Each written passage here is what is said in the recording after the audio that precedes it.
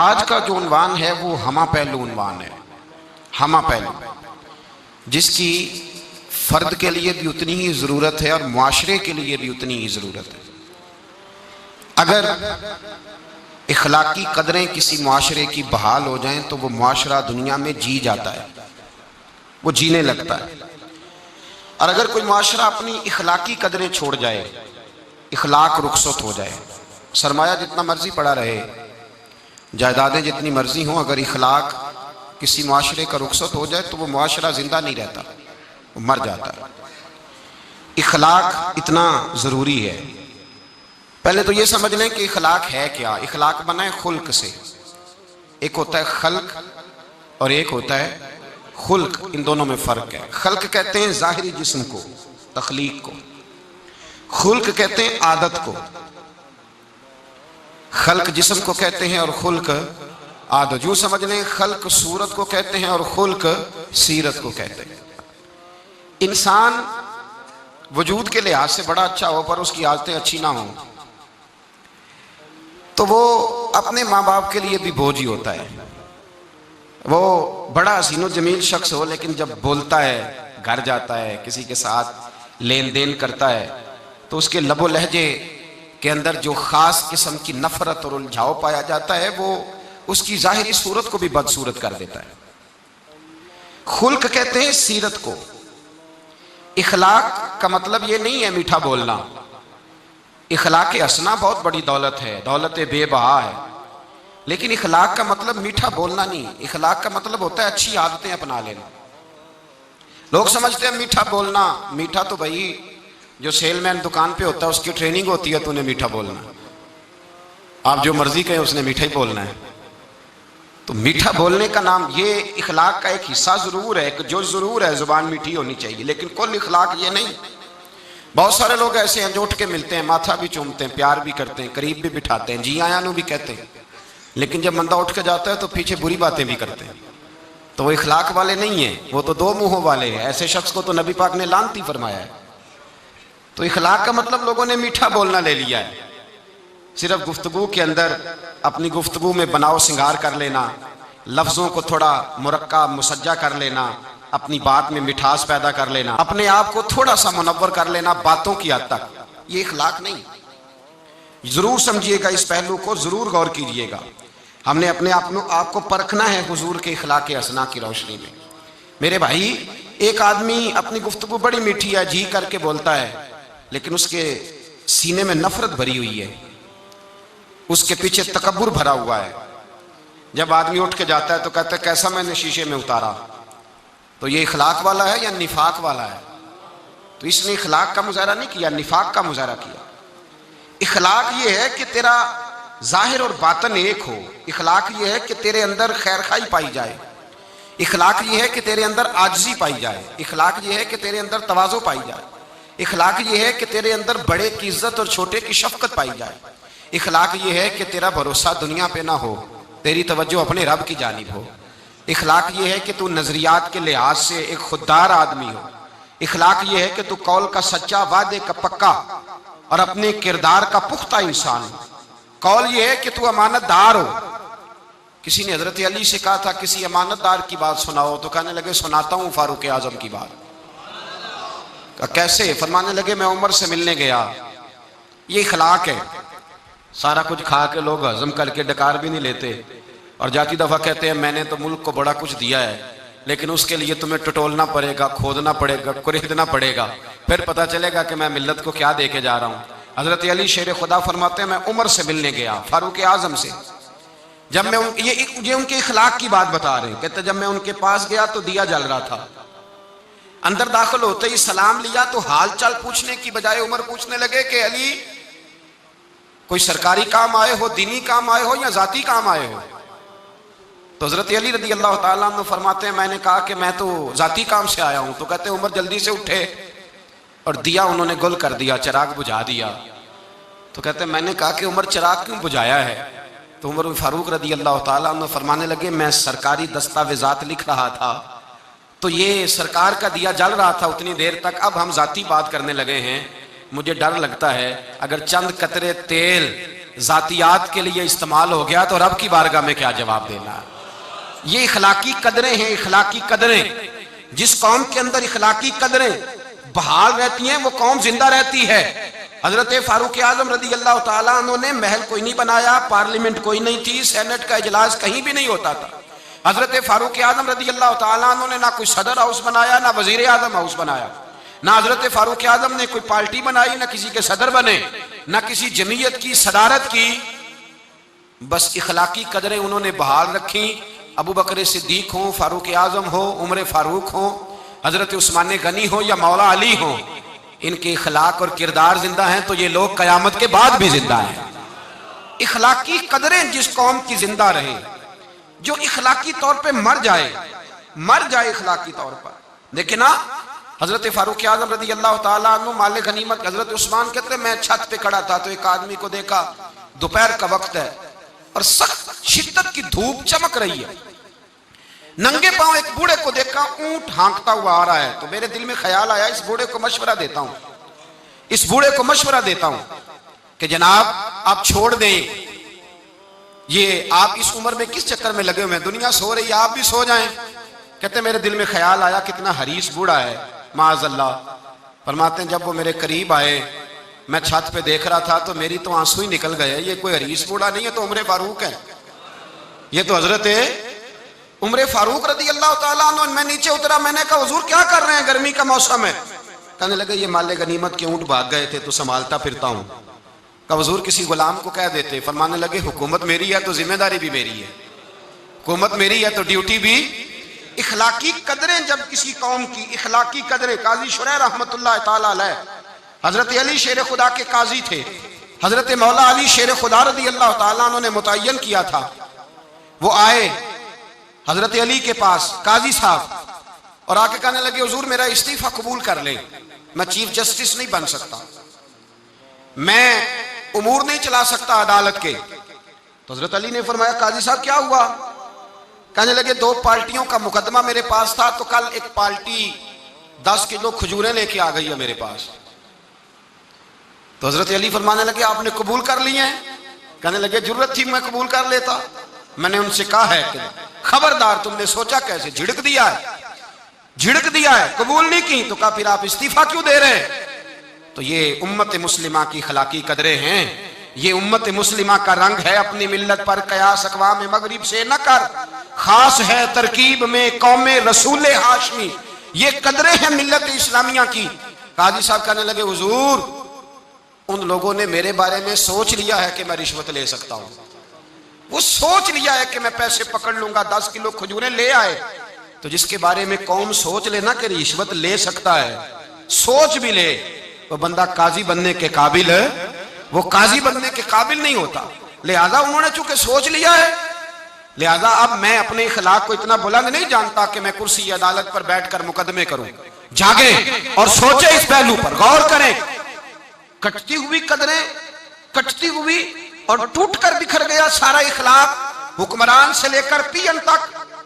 इस मिल्लत का रोना ये नहीं कि यहां सदर करप्ट आया है, वजीर आजम गलत आया है, विफाकी वज़रा बुरे आए। इस कौम का रोना यह है कि रेडी वाले के पास फल लेने जाओ तो सामने भले भले लगा लेता है और पीछे वाली साइड पे वो छुपा के बुरे फल लगा लेता है।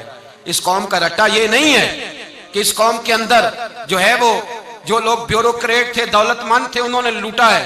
यहां तो हाल ये है कि स्कूल के अंदर जो पढ़ाने वाले असातिज़ा और इलाज करने वाले डॉक्टर हैं वो अपनी ड्यूटी को इतनी तवज्जो नहीं देते जितने अपने प्राइवेट इदारे और एकेडमी को तवज्जो देते हैं। इखलाकी कदरें जिस कौम की पामाल होती हैं, मेरे रसूल पाक सल्लल्लाहु ताला अलैहि वसल्लम ने फरमाया याद रखो, अगर तुमने अपने इखलाक सवार लिए और तुम में से जिसका इखलाक सबसे अच्छा हो गया, जिसकी आदतें संवर गई, हुजूर फरमाते हैं रब उसे दिन को रोजा रखने वाले और रात को तहज्जुद पढ़ने वाले से ज्यादा अच्छा अजर अता फरमाएगा। जिसने अपने इखलाक को बोल के बताइए, जिसने अपने इखलाक को अच्छा कर लिया, अपनी आदतों को संवार लिया। और फरमाया बुइस्तु लिउतम्मिम मकारिमल अखलाक, फरमाया मैं तुम्हारे इखलाक संवारने आया हूं, मैं तुम्हारी आदतें निखारने आया हूं। मेरे रसूल पाक अलैहिस्सलातु सलाम ने इखलाकी कदरें, मेयार बुलंद किया इखलाकी कदरों का मेयार। लोगों पर बोझ बन जाता था अगर किसी का एक पैसा किसी के हाथ आता था, उसको रात नींद नहीं आती, जीना मुहाल होता था, ये इखलाक था।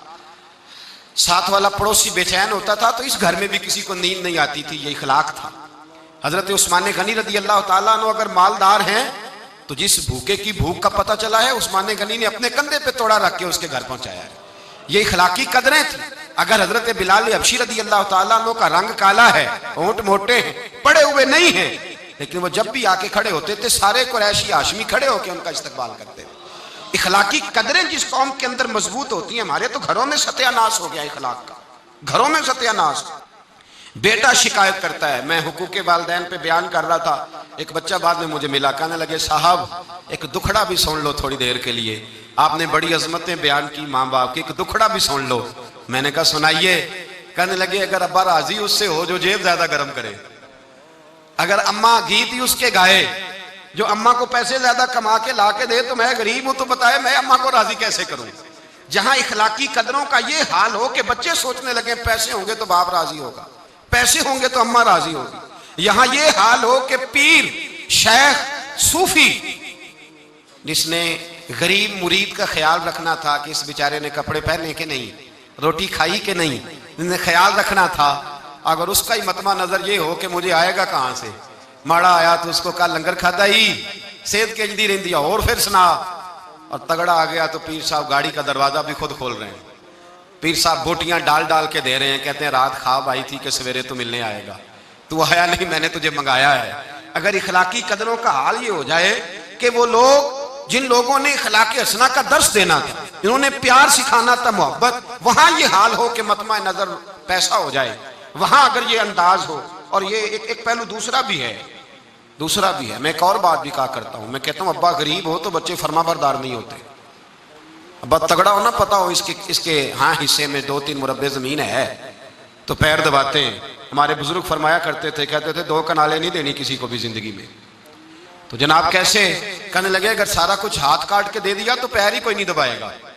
बच्चे भी उस हालात ये होते हैं कि लोग ये तसव्वुर नहीं करते कि इखलाक और चीज का नाम है, दुनियादारी और चीज का नाम है। अपने इखलाक पर मेहनत करनी चाहिए, अपने मामलात को संवारना चाहिए, देखना चाहिए कि मेरा फला आदमी से रिश्ता किस किस्म का रिश्ता है, दुनियादारी का ताल्लुक है, लालच का रिश्ता है, झूठ और दगे का रिश्ता है।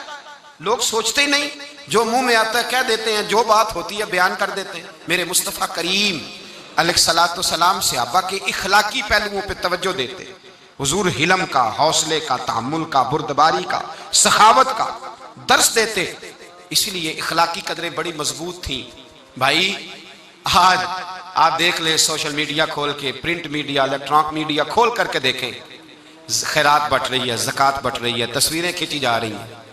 हजरत सैयदना उसामा बिन जैद बीमार हो गए, इमाम हुसैन को किसी ने बतलाया कि मेरे रसूल पाक का गुलाम बीमार हो गया है।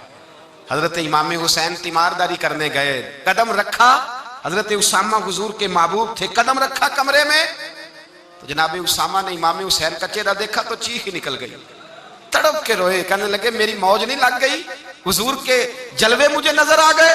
इमाम हुसैन अंदर दाखिल हुए तो जनाब उसामा बिन जैद ने बाजू पकड़ा और सीने पे रख लिया। हजरत उसामा बिन जैद तड़प के रोए। इमाम अली मकाम कहने लगे भाई रोते क्यों हो, बात बताओ। कहने लगे दुनिया छोड़ रहा हूं पर 80 दिनार का कर्जा है, ना कोई भाई, ना कोई सज्जन, ना कोई दोस्त, असी किसी दे कुछ भी नहीं लगते ते ना कोई साडा दर्दी, शह ही कोई नहीं। सोचता हूं कब्र पे बोझ लेके जाऊंगा और फिर क्या लफ्ज है, क्या हुसैन है। कहने लगे हुसैन आज अगर मुस्तफा करीम हयाते ज़ाहिरी में होते तो मैं जाके बाजू थाम लेता, मैं कदमों में बैठ जाता। मेरा रसूल तो गैरों के भी बोझ उठा लिया करता है। इखलाकी कदरें देखिए, इमाम हुसैन फटाफट उठे, बेटा भी साथ था, गुलाम भी साथ थे, सब कुछ हो सकता था। इमाम हुसैन उठे, घर गए, अपनी चादर में 80 दिनार डाले, छुपाए और लेके आए, ला के हजरत उसामा बिन जैद को दिए। और पता क्या फरमाते हैं रात आए थे 80 दिनार, मैं कह रहा था मुझे तो जरूरत नहीं, पता नहीं रब करीम ने किसका नसीब मेरे घर भेज दिया है, मुझे तो हाजत नहीं थी, ये तो तेरे पैसे थे जो मेरे घर थे, तो मेरे रब ने ड्यूटी लगाई कि जा उसे दे के आ। जिस कौम के अंदर इखलाकी कदरें बेदार होती, जिस कौम के अंदर इखलाकी कदरें बेदार होती हैं, उस कौम का अंदाज बदल जाता है, उसके रवैये तब्दील हो जाते हैं। मेरे रसूल पाक सल्लल्लाहु अलैहि वसल्लम ने फरमाया, अगर अल्लाह इखलाक को सूरत देता तो सबसे अच्छी सूरत अल्लाह इखलाक को अता फरमाता। सारा सारा दिन कंघा किया, सारा दिन शीशे पे खड़े रहे, सारा दिन आईना देखा। ओ भाई जरा गर्दन झुका के दिल भी देख लेता, अगर तो मैल कोई नहीं फिर तू बड़ा हसीन है, अगर बुग़्ज़ कोई नहीं फिर तू बड़ा प्यारा है, अगर हसद कोई नहीं फिर तेरे अंदर बड़ी रोशनी है, अगर तू किसी का दुख बांटता है तो फिर क्या बात, अगर तुझे किसी पे शफकत आती है फिर क्या बात है, अगर किसी के रोने से तेरी आंखें भी रो पड़ती हैं फिर तू बड़ा ही आला आदमी है, फिर क्या बात। और अगर तेरे अंदर ये वाली हिस्स कमजोर हो गई है, अगर ये वाला रंग तेरे अंदर कोई नहीं। अबू सुफियान आए उन दिनों जिन दिनों हालात बड़े कठिन थे, इख्तलाफ शिद्दत का था। अबू सुफियान आए हुजूर की बारगाह में। आए किस लिए? मक्के में कहत पड़ गया है, बारिश नहीं होती। उधर उस समामा बिन असाल यमामा कबीले के सरबराह कलमा पढ़ के मुसलमान हो गए। सारी गंदम उस कबीले से आती थी। समामा कहने लगा, तुम मेरे मुस्तफा को नहीं मानते, कोई गंदम नहीं, भाग जाओ। एक बारिश कोई नहीं, दूसरी गंदम कोई नहीं। अबू सुफियान तड़प के दरे रसूल पे हाजिर हुए। अभी थोड़े दिन गुजरे हैं, ओहद में हुजूर के दांत शहीद किए। अभी थोड़े दिन गुजरे, हुजूर को सताया है। अभी थोड़े दिन गुजरे, हजरत अमीर हमजा का कलेजा निकाल के चबाया है। अभी थोड़े दिन गुजरे, हजरत अनस बिन नजर की गर्दन काटी। अभी थोड़े दिन गुजरे, अब्दुल्ला बिन जहाज के टुकड़े किए। अभी थोड़े दिन गुजरे, हुजूर को सताया है, तड़पाया है। पर हजरत अली शेर खुदा फरमाते हैं, मैं मानने वाला उस रसूल का हूं जिसके दांत शहीद हो गए। ओहद के अंदर सारी दाढ़ी लहू से भर गई। फरमाते मैं रो पड़ा और मैंने कहा, महबूब आप नहीं मुझसे बर्दाश्त होता, दुआ करें अल्लाह इन पे अजाब नाजल करे। उठाए हाथ, आप दुआ करेंगे तो अल्लाह तबारक व तआला दो पहाड़ियों में पीस डालेगा। हजरत अली कहते हैं, मैंने अर्ज की तो हुजूर ने हाथ उठाए और दुआ क्या दी, अल्लाहुम्मा हदी कौमी फइन्नहुम ला यअलमून। ऐ अल्लाह मेरी कौम को हिदायत दे दे, ये जानते नहीं ये क्या कर रहे हैं। अल्लाह इन्हें हिदायत दे। ये इखलाक हसना का मेयार। थोड़े दिन पहले हुजूर के साथ ये रवैया। अबू सुफियान अब बेहाल हो गए, बच्चे भूख से मरने लगे, जानवर प्यास से मरने लगे। अबू सुफियान छुपता छुपाता कहने लगा, चारा कोई नहीं, मुस्तफा के पास जाना ही पड़ेगा। अबू सुफियान मदीने पहुंच गए। जब पहुंचे ना तो अबू सुफियान की अपनी साहिबजादी हजरत उम्मे हबीबा उम्मुल मोमिनीन थी, रसूलुल्लाह की ज़ौजा थी। अबू सुफियान जब आए तो हजरत उम्मे हबीबा के पास सीधे उनके घर गए बेटी से मिलने। हुजूर का बिस्तर बिछा हुआ था। हजरत उम्मे हबीबा हुजूर की ज़ौजा उम्मुल मोमिनीन बिस्तर बिछा है। अबू सुफियान बैठने लगे। जनाब उम्मे हबीबा कहने लगी, अब्बा जी ठहर जाएं। वो ठहरे तो बिस्तर समेट दिया। कहने लगे, बेटी शायद तेरे घर में कोई कीमती बिस्तर नहीं, गुर्बत छुपाने के लिए बिस्तर समेट रही हो। जनाब उम्मे हबीबा कहने लगी, अब्बा तो मुसलमान नहीं ना हुआ, अभी तेरी सोच काफिरों जैसी है। तू यहाँ आके खड़ा हो ना जहां मैं खड़ी हूं, फिर तुझे रसूलुल्लाह की मोहब्बत के रंग का पता चले। तू अभी खड़ा वहां है जहां तुझे कुफर ही कुफर सुनाई और सुझाई देता है। बिस्तर इसलिए नहीं समेटा कि माज अल्लाह कम कीमत था, मैंने इसलिए समेटा है कि तू नजस है, नापाक है, अभी कलमा नहीं पढ़ता। और ये उस रसूल का बिस्तर है कि जो बिस्तर में मौजूद होते हैं तो जिब्रील अमीन कुरान लेके तशरीफ ले आते हैं। तेरा वजूद इस काबिल नहीं कि यहां बिठाया जाए। नबी पाक सल्लल्लाहु अलैहि वसल्लम की बारगाह तक अबू सुफियान आए। अबू सुफियान कहते मुझे उम्मीद नहीं थी, अभी सोच नहीं ना बदली थी। कहते मुझे उम्मीद नहीं थी, मेरा ख्याल था वो शिकवे करेंगे, शिकायतें करेंगे, वो कहेंगे तुमने भी तो बड़ा कुछ किया है ना। अबू सुफियान कहते हैं मैं कुर्बान जाऊं, मैंने ये रंग देखा तो मदीने की फिजा वैसे ही बड़ी ठंडी थी, लेकिन मुस्तफ़ा करीम के साथ जब मैंने बात की तो मेरे वजूद पर गिरिया तारी हो गया, मेरे ऊपर कैफियत तारी हो गई, मैं तड़पने लगा। कहते हैं मैंने कहा, महबूबा मैं आया हूं, आपका कलमा पढ़ते ही समामा ने गंदम बंद कर दी है, बारिशें रुक गई हैं, मक्के के लोग भूख और प्यास से मरने लगे हैं। महबूबा बेटियां रोती हैं, या रसूल अल्लाह माएँ उनकी छातियों में दूध खुश्क हो गया है, बच्चे बिलकते हैं। अबू सुफियान कहते हैं मैं दुश्मन था, सारे मक्के के लोग दुश्मनी करते थे, लेकिन जब मैंने ये लफ्ज कहे ना, अचानक मेरी नजर उठी तो मुस्तफा करीम की तो आंखें आंसू बरसा रही हैं। कहते मेरी बात भी मुकम्मल ना हुई, हुजूर ने पहले रुक्का मंगवाया समामा के नाम, फरमाया पहले तू इन्हें गल्ला अपनी मर्जी से देता था, अब तेरे नबी का हुक्म है कि पहले से बढ़कर तूने गल्ला देना है। और फिर मेरे मुस्तफा ने हाथ उठाए। ओ भाई मुश्किल होता है, मुश्किल होता है। सगे भाई के लिए लोग दुआ नहीं करते, कहते मेरा शरीका है। सास बहू के लिए, बहू सास के लिए दुआ नहीं मांगती, कहते इख्तलाफ है। लोग लोगों की जिंदगी नहीं मांगते, बीमारी में शिफा नहीं मांगते। अबू सुफियान कहते हैं आमना के लाल तेरे कुर्बान जाऊं। हुजूर ने हाथ उठाए और कहा है अल्लाह मक्के की संगलाख पहाड़ियों पे बारिश बरसा, ऐ अल्लाह खेतियां हरी कर दे, ऐ अल्लाह माओं की छातियों में दूध भर दे, अल्लाह औरतों को ताजगी दे दे, बच्चों को रानाई दे दे, फलों फूलों को ताजगी दे दे। अबू सुफियान कहते पहले हुजूर रो रहे थे और जब नबी पाक की दुआ देखी तो मैंने रोना शुरू कर दिया, मैंने रोना शुरू कर दिया। कहते वापस आया तो वो एहसास कि यार ये मैं किस शख्स से मिल के आया हूं, ये किस किस्म के आदमी से मिल के आया हूं, ये कैसा रंग है, ये किस किस्म का अंदाज है कि जिसको मैं पत्थर मारता रहा वो मेरे लिए दुआएं लेके बैठा हुआ है, जिसको सारी जिंदगी सताया है वो मेरे बच्चे के लिए रोता है, मेरी बेटी के लिए उसकी आंख में आंसू है, वो हमारे लिए तड़प रहे हैं। मेरे भाइयों, अबू सुफियान कहते हैं फिर दूसरा जलवा मैंने तब देखा जब हुजूर मक्के आए और मैं तो आखिर तक लड़ने आया था ना, हुदैबिया तक। कहते हैं जब रसूल पाक मक्के आए और हुजूर ने ऐलान माफी किया तो बनता तो यह था कि मुझे सजा मिलती, लेकिन मेरे मुस्तफ़ा करीम ने फरमाया जो अबू सुफियान के घर में चला जाएगा मैं उसे माफ कर दूंगा। कहते हैं मैंने कहा ये मेरे लिए किस किस्म की सजा तजवीज की है कि मैं उम्र भर दुश्मनी करता रहा और यहाँ रंग अजीब है।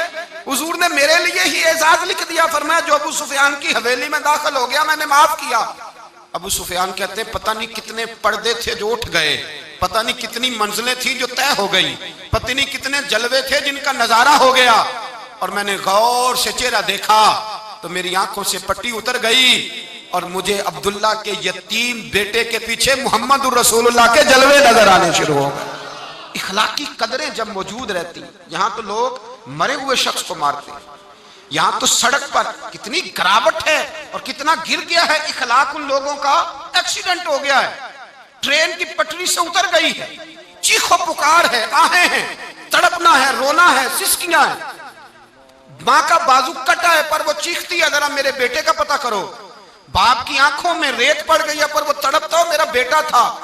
चीखो पुकार हो रही है पर जुल्म है उस कौम का कि जो बचाने वाले आए हैं वो पहले आते ही उनकी जेबें टटोल रहे हैं, उनके बटुए देख रहे हैं, गिरी हुई औरतों के ये आप उठाकर देखिए अखबारात, औरतों के गिरी हुई औरतों के कानों से बालियां नोची गई और उनके कान तक कट गए। ये इस कौम का हाल है। इकबाल कहते हैं जिन्हें आता नहीं दुनिया में कोई फन तुम हो और बेच खाते हैं जो बुजुर्गों का कफन तुम हो। तुम वो लोग हो जो कफनों पे सौदे करते हो, जो कब्रों पे सौदे करते हो। कि लोग तिजारतें करते हैं, इखलाकी पस्ती का ये आलम कि लोग कब्रों पे सजदे करते हैं, बेटे बेच के दहेज खरीदते हैं। गरीब की बेटी रोज तड़पती है, रोती है, रोज सिसकियां लेती है कि कहां से वो दरवाजा खुलेगा जब मैं भी जब सुहागन होंगी, जब मेरा बाप भी इज्जत के साथ मुझे रुखसत करेगा। और गरीब आदमी बेटी की शादी के बाद इतना दुखी रहता है वो भी कम ही लोग जानते हैं, वो भी वही लोग जानते हैं जो इस मंजर से गुजरते हैं। हमारा इखलाकी मामला इस कदर ज्यादा तबाही का शिकार है। मेरे मुस्तफ़ा करीम सैयद आलम नूर मुजस्सम सल्लल्लाहु अलैहि वसल्लम जज्बात का ख्याल रखते, एहसासात का ख्याल रखते, तसव्वुरात का। ओ भाई इससे बड़ा इखलाक का मुजाहरा कहां से लेने जाओगे कि आमना के लाल फरमाते हैं मेरा दिल करता है नमाज लंबी पढ़ाऊं, नमाज अल्लाह की नमाज दिल करता है लंबी नमाज पढ़ाऊं, मैं लंबी लंबी सूरतें तिलावत करूं, मैं खुल के रब करीम का कुरान पढ़ूं, मैं अल्लाह तबारक व तआला के कुरान मजीद के जायकों में खो जाऊं। लेकिन हुजूर फरमाते हैं नमाज में किसी बच्चे के रोने की आवाज आती है, किसी बूढ़े की हाय की आवाज आती है, किसी बीमार आदमी की हाय की आवाज आती है। नबी पाक फरमाते हैं मैं अल्लाह की नमाज छोटी कर देता हूं, अल्लाह के बंदों का ख्याल करता हूं। मैं रब की नमाज छोटी कर देता हूं, रब करीम के बंदों का ख्याल करता हूं। खुदा के बंदे तो हैं हजारों, बनू में फिरते हैं मारे मारे, मैं उसका बंदा बनूंगा जिसको खुदा के बंदों से। और मुस्नद इमाम मोहम्मद बिन हंबल की ये हदीस हद हो गई। सैयदना बिलाल हबशी रदी अल्लाह ताला अन्हु फरमाते कि यहूदी का गुलाम और बीमार, हजरत बिलाल कहते हैं हुजूर उसके घर जाया करते थे और उसके हिस्से का काम करके आया करते थे। कहते बीमार है उसके हिस्से का काम महबूब करीम करते। फरमाते हैं जोर की नमाज का वक्त था, मैंने इकामत पढ़ी, वइन्नका लअला खुलुकिन अज़ीम, मैंने इकामत पढ़ी, हुजूर जमात कराने लगे तो वो शख्स आ गया, कहने लगा महबूबा 2 मिनट। यहूदी का गुलाम, हुजूर 2 मिनट 2 मिनट, चंद लम्हे 2 घड़ियां। क्या हुआ भाई? कहने लगा या रसूल अल्लाह सल्लल्लाहु अलैहि वसल्लम अगर आप चलें तो मेरी मुश्किल हल हो जाएगी, मैं बड़ा परेशान हूं। हद हो गई, कमाल हो गई। हजरत बिलाल कहते हैं सफ़े बनी हुई है, मस्जिद के बाहर भी सफ़े। हुजूर ने फरमाया बैठ जाओ नमाजियों, पहले मैं जरा इसका काम करके आऊं, फिर आके तुम्हें नमाज पढ़ाता हूं, फिर आके तुम्हें। और यहाँ हाल यह है कि अज भी कीती जाते हो तो लहू भी पीती जाते हो, खो के माल यतीमां दा ते भेज मसीती जाते हो, फट दिलां दे सीते नहीं, टोपियां सीती जाते हो, नफ्स ते छुरी फेर दे नहीं, दुंबे कीती जाते हो, फर्ज भुलाई बैठे हो, नफला नीती जाते हो। दसो ते सही बुल्ले नू की कुछ कीती जाते हो, दसो ते सही बुल्ले। यहाँ हाल ये है कि लोग महफिल नात करते हैं डक लगा के बड़ा सा, और सदारत चौधरी साहब की और मौलाना के पास आज इज्तिमा कसीर है, साथ वाला गरीब आदमी आके कहता है मौलाना मेरी अम्मा बीमार है, बूढ़ी है, शुगर की मरीज है, शदीद तकलीफ में। कहता चल दौड़ जा, अल्लाह का नाम ले रहा हूं। ओ खुदा के बंदे, जब बंदों के लिए रसूलुल्लाह सल्लल्लाहु अलैहि वसल्लम ने ये एहसास फरमाया, हुजूर ने जब फरमा दिया कि तू इस तरह कर, नमाज छोटी कर। एक इमाम साहब लंबी नमाज पढ़ाते थे तो अल्लाह के रसूल सल्लल्लाहु अलैहि वसल्लम इस कदर नाराज हुए कि हुजूर ने फरमाया मैं लोगों को दीन के करीब करता हूं, तू दीन से दूर करता है, छोटी नमाज पढ़ाया कर, तुझे पता नहीं पीछे बीमार भी होते हैं, बूढ़े भी होते हैं, जब जमात करा तो छोटी कराया कर, और जब खुद पढ़े तो जितनी तेरा दिल करे लंबी पढ़े। मेरे भाई इखलाकियात, जरूरियात। सगा भाई करोड़ों में खेलता है और दूसरा भाई कौड़ी कौड़ी का मोहताज है, लेकिन उससे कहा जाओ भाई के साथ तावन कर, तो कहते इसने मेहनत ही नहीं की, इसने जद्दोजहद ही नहीं की। भाई अकल बाजार में नहीं बिकती, हिम्मतें बाजार में नहीं बिकती, नसीब बाजार में नहीं बिकते, किस्मतें बाजार में। वो तो खुदा ने अपने फजल से तुझे नवाज दिया है और तू बन के बैठ गया कि नहीं नहीं मैं बड़ा समझदार था, बड़ा स्मार्ट था, मैंने मेहनत के साथ हासिल किया। दूसरे का एहसास जब आप करते हैं तो फिर मोहब्बतें बढ़ती हैं, फिर एक दूसरे के साथ खुलूस बढ़ता है, फिर आपस में रिश्ते मजबूत होते हैं, फिर ताल्लुकात ऐसे कायम होते हैं। हम सियासत की बुनियाद पर रिश्ते करते हैं, घरों के अंदर सियासत आ गई, हम मजहब के अंदर सियासत ले आए, मस्जिद में सियासत आ गई, हमने इखलाकी रवैयों को कमजोर कर दिया, हमारे अंदर जज्बा खैर खाई ना रहा, हमारे अंदर जज्बा मोहब्बत ना रहा, हमारे अंदर वो तवानाइयां, वो खुलूस, वो प्यार ना रहा। हुजूर के पास यहूदी आया जासूस बन के आया, नबी पाक सल्लल्लाहु अलैहि वसल्लम की जासूसी करने। रात को हुजूर अलैहिस्सलातु वस्सलाम से कहने लगा मैंने आपके घर में रहना है। मैं बिस्मिल्लाह रहो। हुजूर ने अपने घर के अंदर चारपाई लगा के एक जौजा मुहतरमा से उजरा खाली करा के उसे सुलाया। क्या खाओगे? कहने लगा जो है ले आओ। बड़ा मोटा ताजा था, 4-5 बकरियों का दूध पी गया, खजूरें खा गया, सिरका खा गया। सुबह रसूल पाक नमाज के लिए तशरीफ ले गए। अब उसने इतना खाया कि रात को उसका पखाना और पेशाब बिस्तर पे ही निकल गया।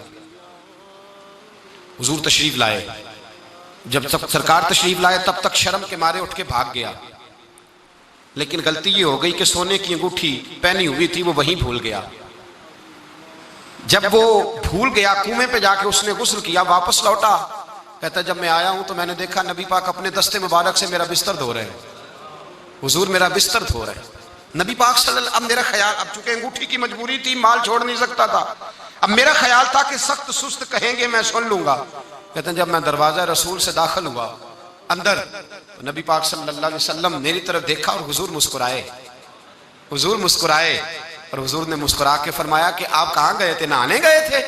मैंने बिस्तर साफ कर दिया है, ये आपकी अंगूठी पड़ी है, आप बैठिए मैं नाश्ता लेके आता हूँ। कहते रसूल पाक जैसे ही कदम बाहर रखने लगे मैं चीख के पीछे भागा, मैंने बाजू थामा, मैंने कहा महबूबा मैं जासूसी करने आया था, मैं पता करने आया हूं पर मुझे पता चल गया है आप वाकई अल्लाह के सच्चे रसूल हैं। जिस कौम के अंदर इखलाकियात मौजूद रहते हैं उस कौम का गरीब परेशान नहीं होता, उस कौम में दुख नहीं पनपते। जिस कौम के अंदर इखलाकी कदरें, माल दौलत दुनियादारी, ये तो भाई बहुत सारी जगहों पे है। यहाँ लोग किसी को मार के गाड़ी भगा देते हैं, यहाँ लोग किसी को दुख दे के हंसते हैं, बूढ़े बाबे के ऊपर लोग कीचड़ डाल के मजाक उड़ाते, फबतियां कसते। मेरे रसूल पाक अलैहिस्सलाम ने अपनी कौम की इखलाकी तरबियत फरमाई, इल्म का दर्स दिया, आजिज़ी का दर्स दिया, इनकिसारी का दर्स दिया, वफा का दर्स दिया, एहसान मंदी का दर्स दिया, मेहमान नवाजी का दर्स दिया, नबी पाक सल्लल्लाहु अलैहि वसल्लम ने वादे की पाबंदी का दर्स दिया। एक सहाबी, हुजूर ने ऐलान नबुव्वत किया तो वो शाम में थे। जब नबी पाक सल्लल्लाहु अलैहि वसल्लम का ऐलान हुआ तो उसके बाद वो वापस आए। वापस आते ही कलमा पढ़ गए।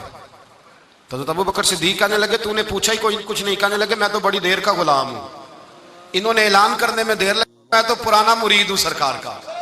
कहा वो किस तरह? कहने लगे हुजूर सल्लल्लाहु अलैहि वसल्लम से मैंने कुछ चीज खरीदी बहुत पहले, ऐलान नबुव्वत से बहुत पहले। तो कहते हैं मैं हुजूर को एक कुएं पे बिठा के ना, कुएं पे तो मैं चला गया। मैंने कहा अब यहां बैठिए मैं पैसे लेके आता हूं। घर जाके मैं भूल गया। एक दिन, दो दिन, तीसरे दिन याद आया। तीसरे दिन याद आया। कहते याद आने पे भी मैं भागा नहीं। मैंने कहा वो कहाँ बैठे होंगे, चले गए होंगे, चलो फारिग होके जाता हूँ। कहते फारिग होके मैं गया। हजरत सैयदा खतीजतुल कुबरा रदी अल्लाह ताला अन्हा के दरवाजा नूर पे मैंने दस्तक दी। अम्मा जी अंदर से बोली कौन है दरवाजे पे? मैंने कहा मैं हुजूर से मिलने आया हूँ, मोहम्मद इब्ने अब्दुल्ला सल्लल्लाहु अलैहि वसल्लम की जियारत की खातर आया हूँ। तो कहते अम्मा जी अंदर से बोली, कहने लगी 3 दिन हो गए हुजूर तो घर ही नहीं आए। 3 दिन हो गए घर ही नहीं आए। कहते अब मैं कांपा दौड़ा, उस कुएं पे गया और जब मैं वहां पहुंचा तो अल्लाह के रसूल बैठे थे। सरवर आलम सल्लल्लाहु अलैहि वसल्लम ने देखा तो इखलाक की वो बुलंदी, वो पहाड़, वो कदरें आली, यहां भी जलाल नहीं, यहां भी जुबान में तुरशरुई नहीं, तलखी नहीं, कड़वाहट नहीं।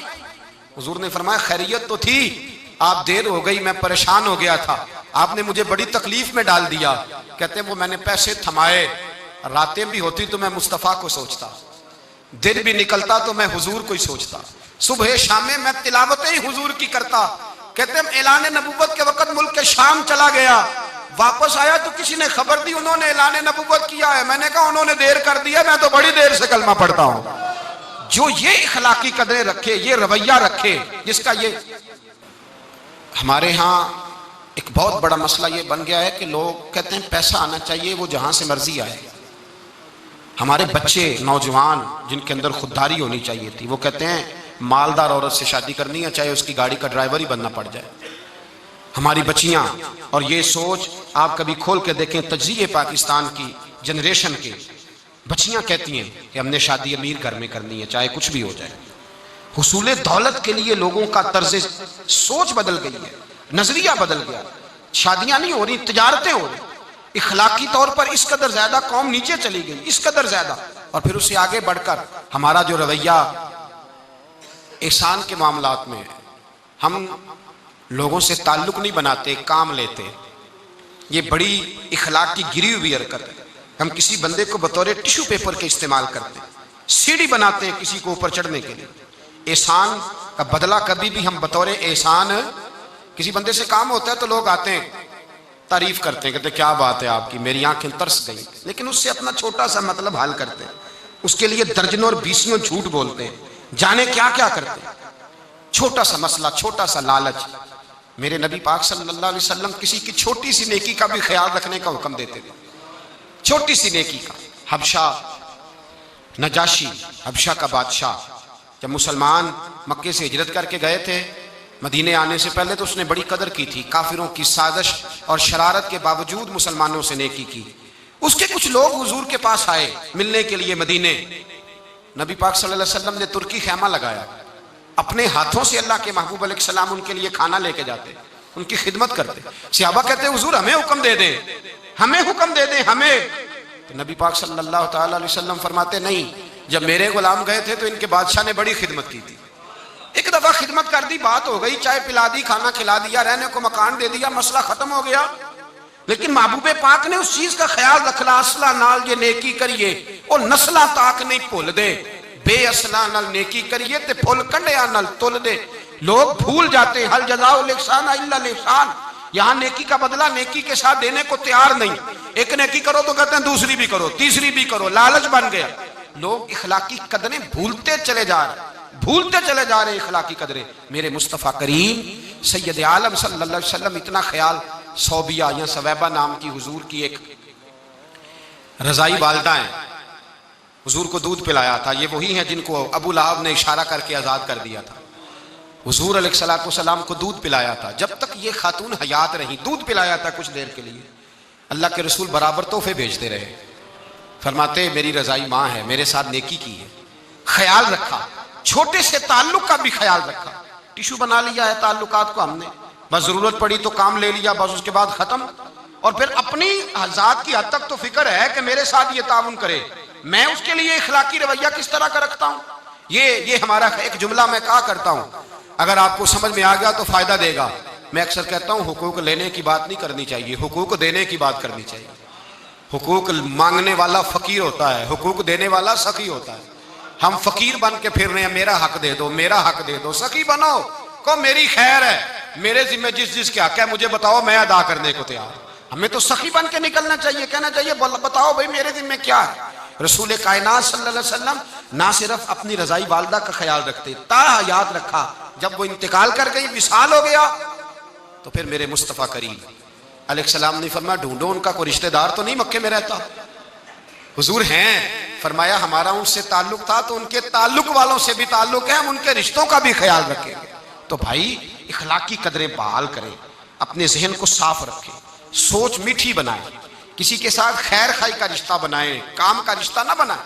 हम लोग इस तरह की जिंदगी गुजार रहे हैं, इस तरह की कि बस मेरी जात है और उसके बाद फिर मेरी जात है और फिर मेरी जात है। खुदा मुझे ऐसी खुदाई ना दे कि अपने सिवा कुछ दिखाई ना दे।